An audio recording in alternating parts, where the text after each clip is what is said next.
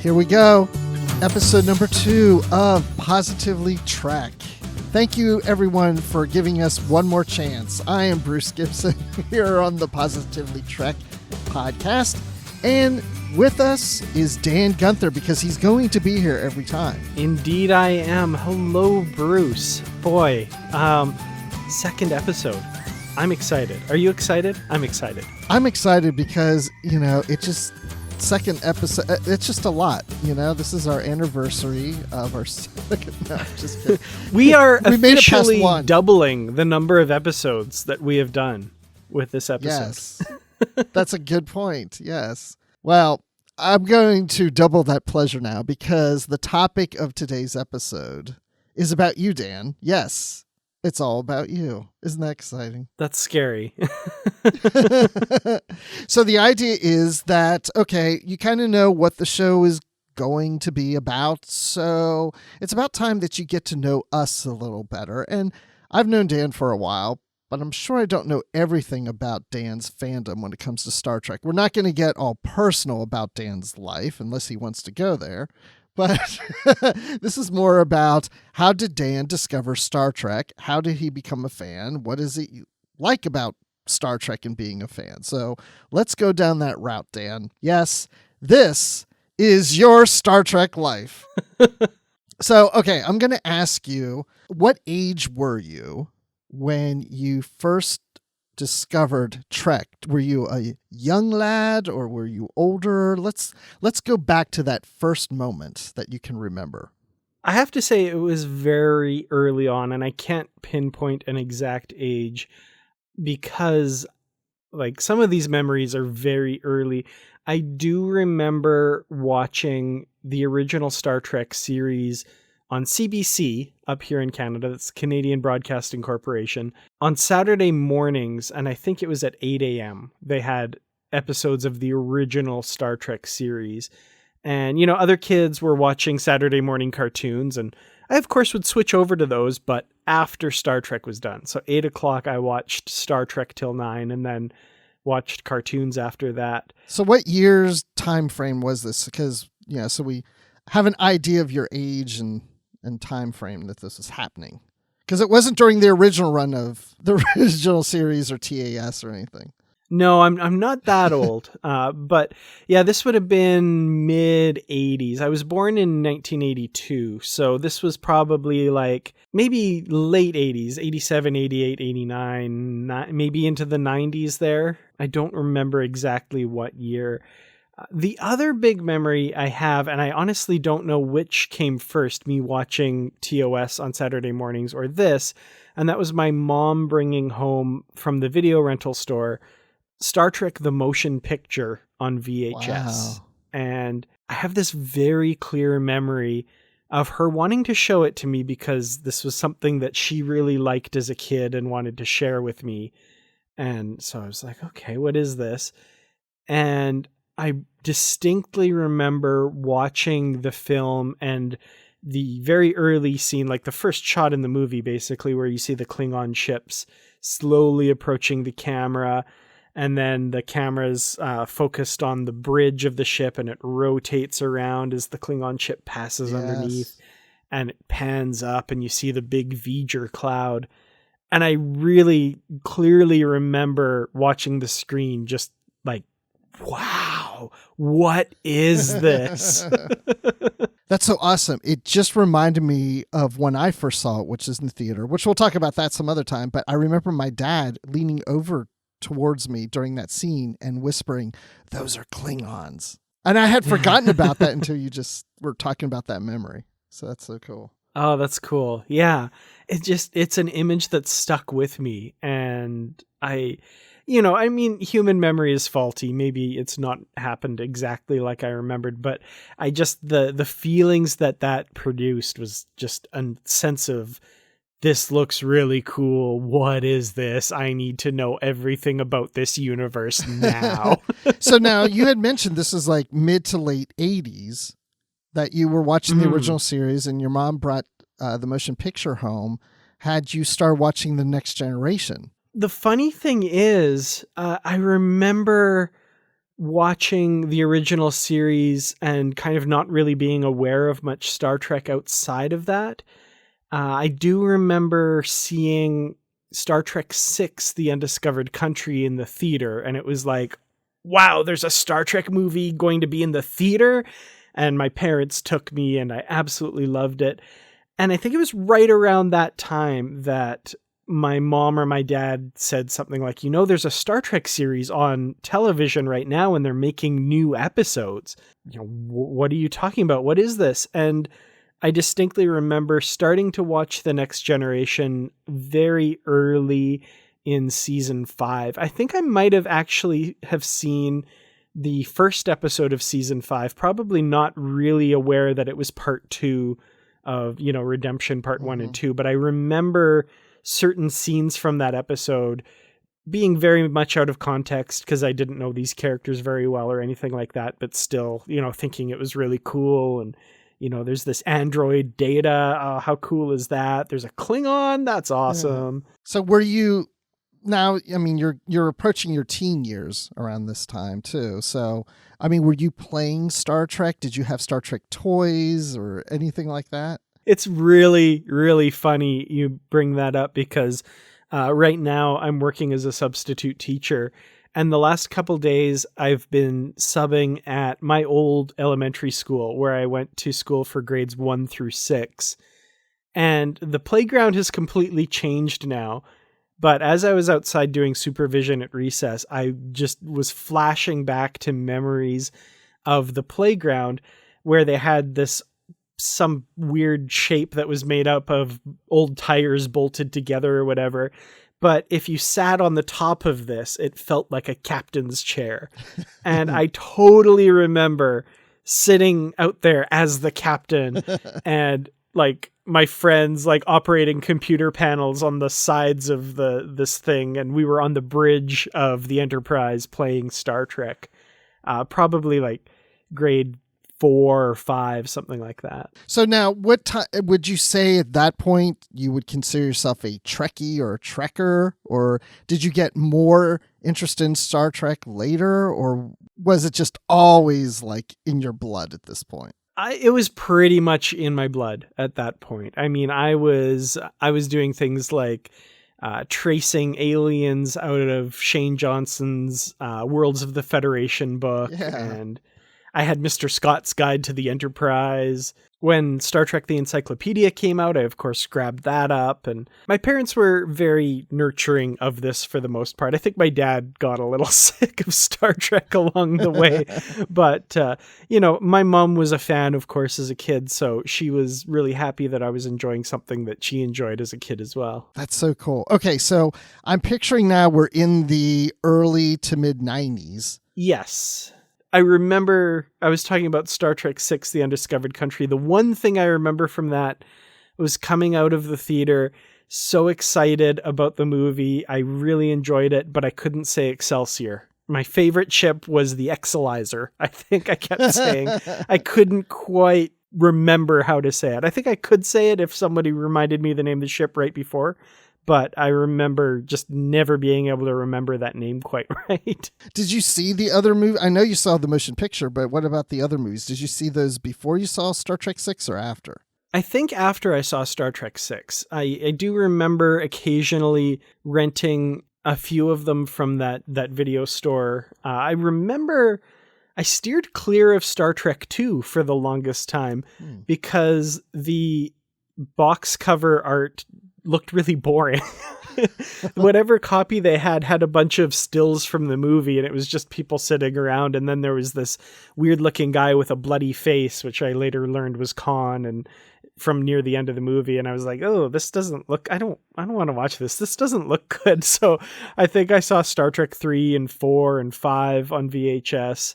And I remembered loving them all. And then eventually I got I think it was for the 25th anniversary. Maybe it was a five VHS set, Star Treks 1 through 5. Yeah. I don't think 6 was in there. It could have been. I just about wore those tapes out watching them. And I, of course, ended up loving The Wrath of Khan, like everyone else. Yeah. I think I know the box set you're talking about. I think it was the first 5. And wasn't it that on the sides put together showed the Enterprise, like the art used for Star Trek 5? Yeah. I don't think 6 was part of that. I don't think it was. Yeah. If I dug through boxes at my parents' place, I might be able to find that. I have a CD from that time where it's certain tracks picked from the motion picture through Star Trek 5 only, just those first 5 movies. And I think it came out around that same time as that box set of VHSs that you're talking about. Oh, okay. So then Deep Space Nine is coming on the air, and Voyager, all those things. Tell us where you were at that point. Okay. Well, like I said, I had started watching The Next Generation in season 5. Interestingly, if you remember the episode Conundrum, where the Enterprise crew loses their memory, they get attacked and all that stuff, that episode totally got me because that was one of the first few episodes I ever saw. I had no idea that guy wasn't supposed to be on the bridge. The big twist at the end. I was like, oh, they totally got me. I did not know he was not actually the first officer. But Deep Space Nine, I remember being so excited. And this was back at the time that my dad was still really excited about Star Trek too. And I remember him coming home and telling me, Dan, they're making a new Star Trek series and it's going to be on a space station. And I remember thinking, this sounds like the coolest thing ever. And my dad told me, I think it's called Deep Space 6 or something like that. And, oh, that's so cool. And, recording episodes of The Next Generation on VHS tape. I'd be looking for, ads for Deep Space Nine and all this stuff. And just the fact that it was a new series and I was going to be able to start it from the beginning, I thought was really cool. Because I actually had a friend in elementary school at the time who told me one day that he had seen every episode of Star Trek The Next Generation. And I remember thinking how crazy that was. Like nobody has seen every episode. That's impossible, right? That's crazy. Now I've seen them all, dozens of times each probably. What else were you into at that point in your life? Oh, man. Well, I always like to say that Ghostbusters was my Star Trek before Star Trek was my Star Trek. I do remember absolutely loving the Ghostbusters films and the real Ghostbusters Saturday morning cartoon. Yep. And I had a bunch of toys of that and stuff as well. I'd say Back to the Future was something also that I just really loved. Yeah. Like anything that was kind of on the cutting edge of weird or sci-fi at that time was kind of what I liked. So what kind of kid were you? If you had to describe to me the kind of kid you were, what would that be? I was generally a pretty quiet kid. I tended to keep to myself mostly. I honestly, thinking back on it, I can't even remember like how or why I organized playing Star Trek with me as the captain. Like that almost seems out of character for the kind of kid I was. Mm-hmm. I was an only child and just generally, I wouldn't say a loner, but I was able to keep myself company a lot. Like I had a vivid imagination and sit in my room playing imaginary stuff for long periods of time. Like I was pretty quiet, pretty nerdy, probably before nerdy was cool. Like I was a nerdy kid in the 80s and 90s, which is not the most popular position to be in. Did you have a bunch of Star Trek friends at that point? I did, on and off. I remember in elementary school I had a few friends, and we actually started a Star Trek fan club at the elementary school that I went to because, my grade 4 teacher, Mrs. Gregory, was a huge Trekkie. So after school, we would all go to her classroom on, I think it was Fridays. And of course, I had so many episodes of Star Trek taped on VHS by that time. Deep Space Nine, TNG, original series. We would watch them in her class. And I think I did that through like grades 4, 5, and 6 in that same teacher's classroom with a pretty stable group of friends. I think I started this Star Trek fan club and 10 or 15 kids signed up. And then by the end there was maybe 4 or 5 of us that were just kind of the core group that kept doing that. I guess the others were in red shirts and were killed off. Yeah, that must be it. So, okay, so now that you're older now, and let's get to those like teenage years or the later teenage years, and you're going to go off to college or whatever. Where are you now at this point with Star Trek?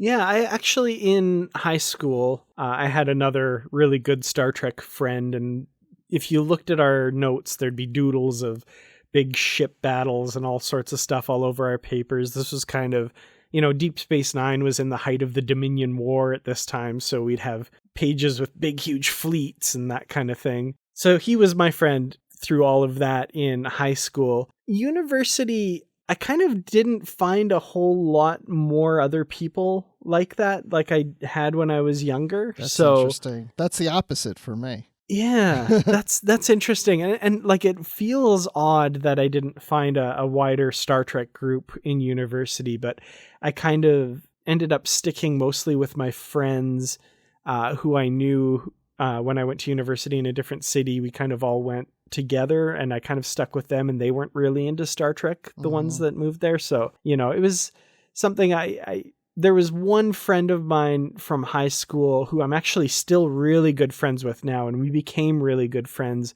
in college. And I'd say he's my biggest Star Trek friend at the time, and has, continued on to be a big Star Trek friend. So shout out to Chris if you're listening. Awesome. Chris, I hope you're listening. You better. Mm-hmm. You also had a friend in high school that you're now going to marry. Yes, that's true. Kind of a long roundabout way, but yeah, my fiance, Nikki, we're planning on getting married in July of this year. And we knew each other in high school. We were kind of acquaintances, didn't really know each other all that well. Got to know each other a lot better in college as really good friends with a big group of friends and that kind of thing. And now it's 20 years later, and I kind of came back to my hometown, and we reconnected and ended up dating, and now we're getting married. So it's just kind of funny, not somewhere we saw ourselves back then, but somewhere we definitely feel we fit in each other's lives now. So that's kind of cool. Yep, the timing was right. Exactly. So, and she's like a casual Star Trek fan. I mean, she likes it, but she's not into it like you are. No, I'd say, yeah, she enjoys Star Trek. She's watching Discovery and Picard, and over the course of the last few years, we've watched all of the Star Trek series together. She's definitely a Star Wars fan. Like, as big as I am into Star Trek, she's almost as big into Star Wars as that. So it's a mixed marriage. We're not sure what religion we're going to raise any potential kids with, but they'll be free to choose. Oh, yeah. Oh, hey, kid, come over here, Star Trek. No, come over here, watch Star Wars. Yeah. Do you believe in the Prime Directive or the philosophy of the Jedi?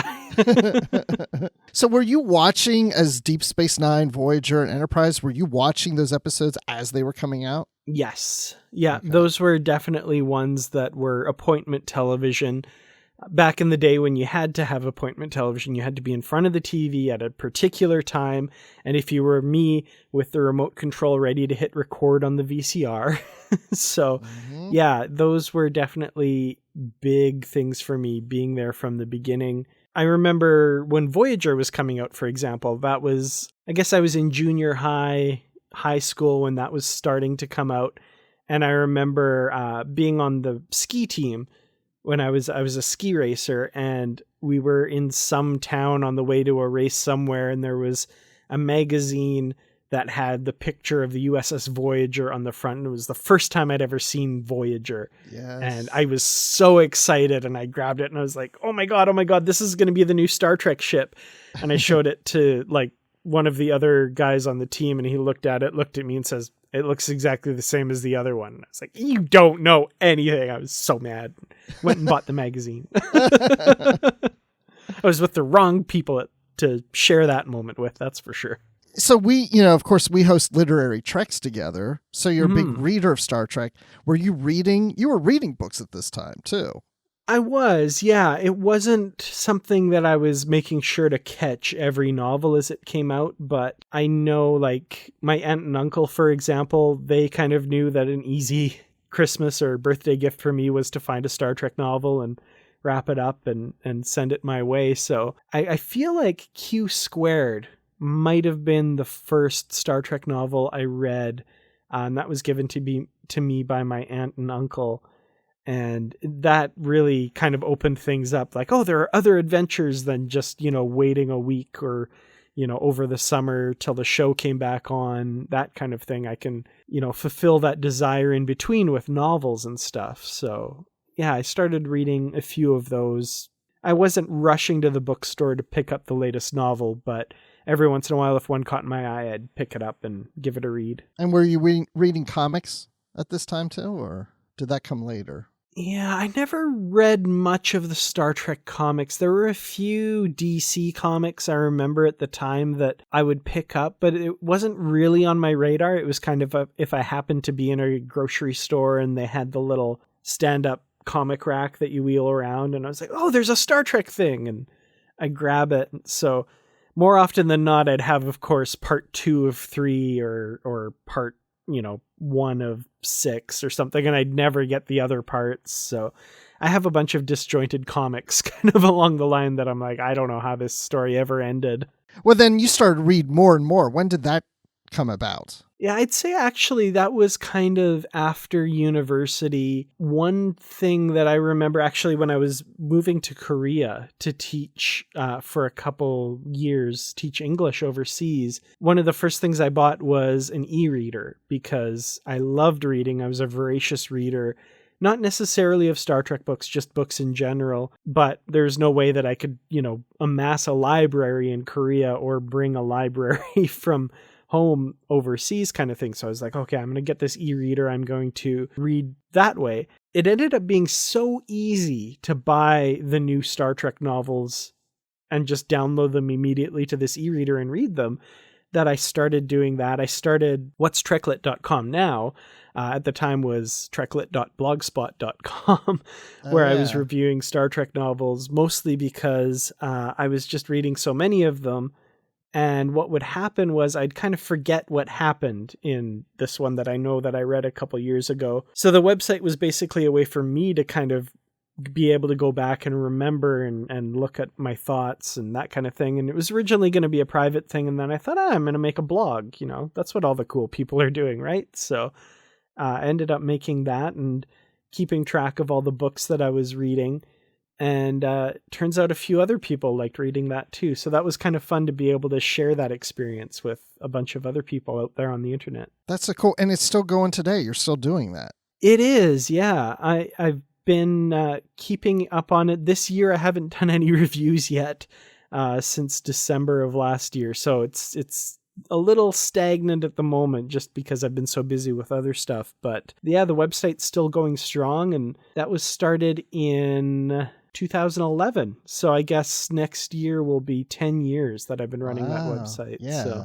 And you started to do reviews also for, what was it? TrekCore, wasn't it? Yeah, there was someone at TrekCore found my site and asked if I wanted to do reviews for TrekCore as well. And basically I'd write them and they'd host them over there as well as I would have them on my site. So yeah, I did that for a couple years there. So what was your fandom like now? I mean, you're out of university, you're an adult, you're reading more, you've watched all the Star Trek episodes, and we're going into the Kelvin timeline. Movies are coming out. Did you like those movies? And also, where were you in fandom? Like, have you attended conventions? Like, what else were you doing? It's actually funny. I didn't attend conventions for the longest time until fairly shortly before I moved to Korea. I kind of went to my first couple conventions and discovered that I absolutely loved them. Because that was kind of always how I defined my fandom before, was people would ask me like, how big a Star Trek fan are you? And I'd say something like, oh, I love the shows. I watch all the shows and stuff, but I don't go to conventions. Like, I'm not crazy. Right. But no, it turns out conventions are awesome and just Absolutely. have a bunch of really cool people at them. So yeah, I fell in love with that. I went to Star Trek Las Vegas a couple times. And in fact, I actually, while I was living in Korea, flew back to North America to Las Vegas for the 2011 Star Trek convention. Wow. And then very quickly also flew back up to Alberta to visit my family because I didn't think they'd appreciate it. You're like, oh yeah, then I gotta do that other thing, but whatever. Exactly, yeah, no. But yeah, no, I love Star Trek conventions. My first convention was actually the Calgary Comic and Entertainment Expo. I can't remember what year it was exactly, but the two big guests were Brent Spiner and Leonard Nimoy. And that was just such an amazing time. I got photos with both of them and it was so cool. So yeah, I've been a huge fan of conventions ever since. And what'd you think of the Kelvin Timeline movies? So the Kelvin Timeline movies, I enjoy them. I think Star Trek Into Darkness is probably my least favorite, but I did enjoy Star Trek 09. The way I always explain it is they have a lot of the things that I like about Star Trek, but just not the things that I love about Star Trek. Ooh, that's a good way to say that, yeah. So, they have the adventure, they have the camaraderie, they have like that part. The more philosophical side of Star Trek, that I've really come to like, maybe a little lacking in those a little bit, but that's not to say they're not hugely entertaining. I also credit them with bringing a lot of new fans into the show. One of my best friends, Bobby, the first Star Trek that she watched was Star Trek 09. She had never watched any Star Trek before then, and she absolutely fell in love with Star Trek. Turned to me because she knows I'm a huge Star Trek fan and said, I want to watch Star Trek. And I was like, okay, what parts of Star Trek? She looked at me and said, I want to watch Star Trek. All right. So let me plan this out. Do we want to go chronological? She's like, I want to start with the 1960s series and I want to watch all of Star Trek. So I was like, all right. Oh, wow. So over the course of a few years, we watched all of Star Trek. Dang. And that's a lot. That's a lot. At that point, for sure. Yeah. So what of the previous movies are the ones that resonate with you more than others? Special place in your heart for certain movies or even certain series? That's a tough one because I the word favorite always pops in my head and I'm like, I can't really pick favorites. That's a hard question.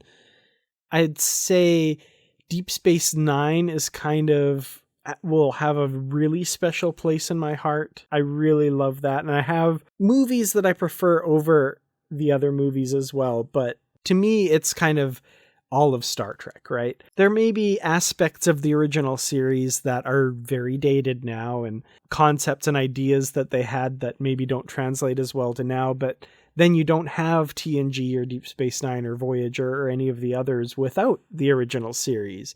So it's really hard for me to differentiate. If I'm going to watch a random episode, I'd say I tend towards Deep Space Nine more than the rest. There are some really great episodes of all of them that I will continue to go to over and over again. And even Spock's brain if I want to have a really big laugh. And yeah. Sometimes that's fun. Yeah.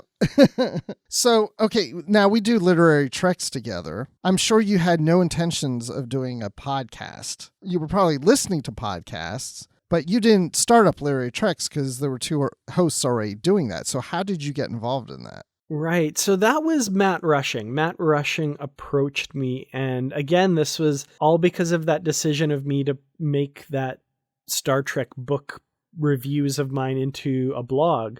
He had followed my blog for a few years. He'd commented a few times and I had become a listener of Literary Treks because it's a podcast about Star Trek books. How cool is that, right? Matt basically approached me saying that Chris was planning on leaving the show and he was wondering if I would like to join as a permanent host. I had guested on there a few times with them and with one or the other at various times, but to be asked to come on as a permanent host, I think like that was huge. I felt really excited about that. And I mean, we've been doing it ever since, and kind of similar thing happened to you later. So it's been an amazing time, and it's opened up worlds for me that I never would have thought possible with this fandom.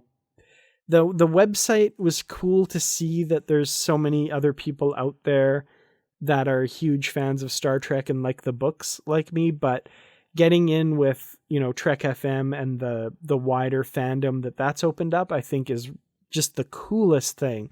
And to be able to talk with people about Star Trek novels, that's one of the big things. And I know you've said this before too, is, reading these in your room when you're younger, it feels like sometimes you're the only person in the world reading this novel and no one else has read it. And that's very literally true for some people out there. You are the only person in your world reading that book.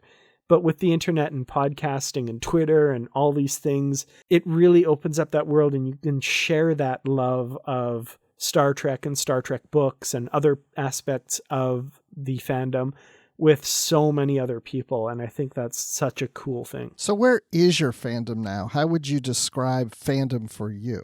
That's a really great question.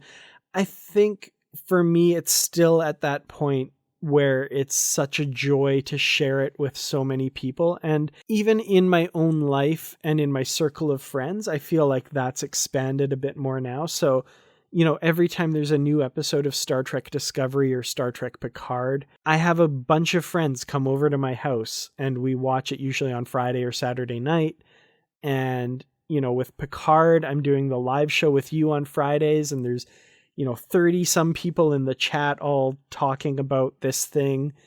And on Twitter, there's this really positive group of people who talk about Star Trek and what they loved and what they don't love and all this kind of stuff. I think my Star Trek fandom in 2020 is all about this wider community and this wider group of people, which seems to be ever expanding, which I think is just, I don't like to use the word blessing, but it's just such a cool thing to have so many people that are into the same thing you are and that you can talk about it with. And, there's negativity out there, and that gets, annoying and frustrating, but I prefer to focus on the people who share this love of this thing that I have loved for so many years. And the fact that there's so much more of it getting made right now, if you'd talked to me in 2007, 2008, even 2009, when the Kelvin Timeline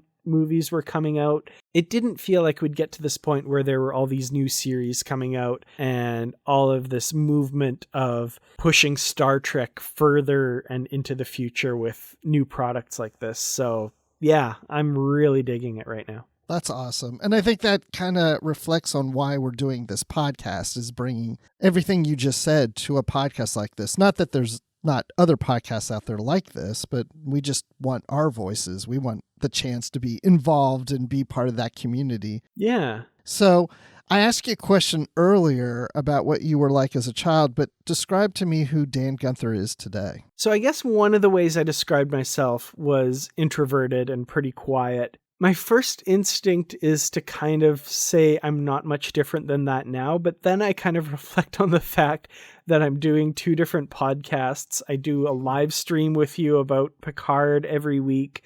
I have a YouTube channel where I talk about Star Trek, all kinds of different topics, and I guess I can't really say I'm that introverted anymore. Sounds like you're in the captain's chair at the playground again. It does kind of feel like that, doesn't it?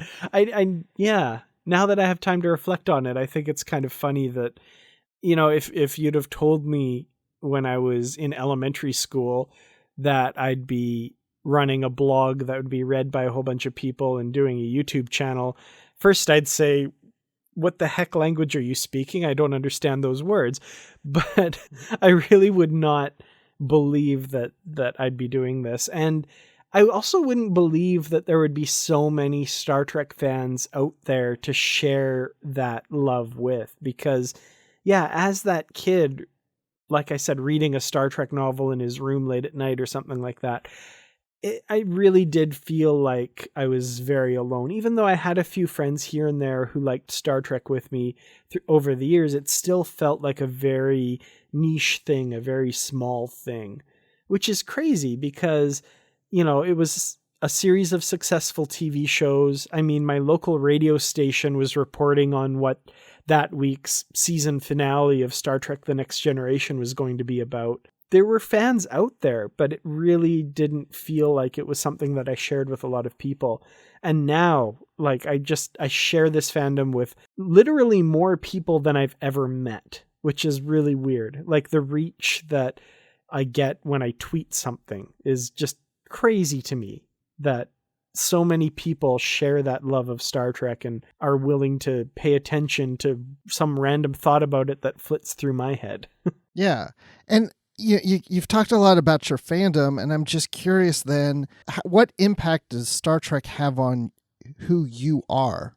Has it helped to define you, or in certain ways, has it helped you get through some troubled times? I think so, yeah. I would definitely say that Star Trek has helped me a lot when, for example, I felt down or something like that, to kind of be able to see an optimistic future with this world being better in the future than it is now, I think is something that's very important. I love the optimism of Star Trek, and I also love the lessons that it has taught me over the years. Like, I've learned a lot from my parents, of course, and I owe most of what I am to them, but Star Trek also taught me a lot. Star Trek taught me what it's like to work in an environment with colleagues who like and respect you, what it means to make a decision for the needs of the many as opposed to the needs of the few, for example, to coin a phrase. All these little things that, maybe aren't the first thing you think of when you think of Star Trek, but they're all the little lessons that have seeped through over the years that I've really taken to heart and helped define who I am and what I believe as a person. Well, that's great. I mean, I've known you for, it's been 4 years that we've been podcasting together, something like that. 4 to 5. I think it's going on 5 soon. That's crazy. It doesn't feel like it. I know. But I even learned a little more. I mean, we've kind of talked about this before, but I've learned a little more about your fandom and your life experiences through Star Trek, and it's really cool. So I hope people enjoyed listening to that, because I know I did. Got to know you a little better. Well, thank you. And I hope people enjoyed that as well. And I'm looking forward to hearing from our listeners maybe their stories of how they became fans. Yeah, that would be really good. Maybe we'll have some of them on sometime to talk about that. So now, if anybody wants to connect with you, where can they find you? Well, best place right now is probably Twitter. I'm at Kertrats. That's Kertrats. You can also check out my YouTube channel, Kertrats Productions on YouTube. That's where Bruce and I do that aforementioned live stream on Fridays for new episodes of Star Trek Picard. And I also have other videos where I talk about all kinds of things Star Trek, mostly Picard right now, because that's what's going on. And facebook.com/Kertrats Productions. And of course, as mentioned earlier, Literary Treks, Star Trek Books and Comics podcast that Bruce and I do together. That's right. You can find me there too. And I'm on Twitter at Admiral_Rex. I also do occasional shows on the Star Wars Report podcast. And yeah, I'm everywhere Dan is for what he just said for Star Trek stuff. And of course, we're here on Positively Trek. Anyway, thanks everyone for joining us. I hope you enjoyed it. I know I did. And, let's do this again. But now you're going to ask me questions about me. That should be interesting. I'm looking forward to it.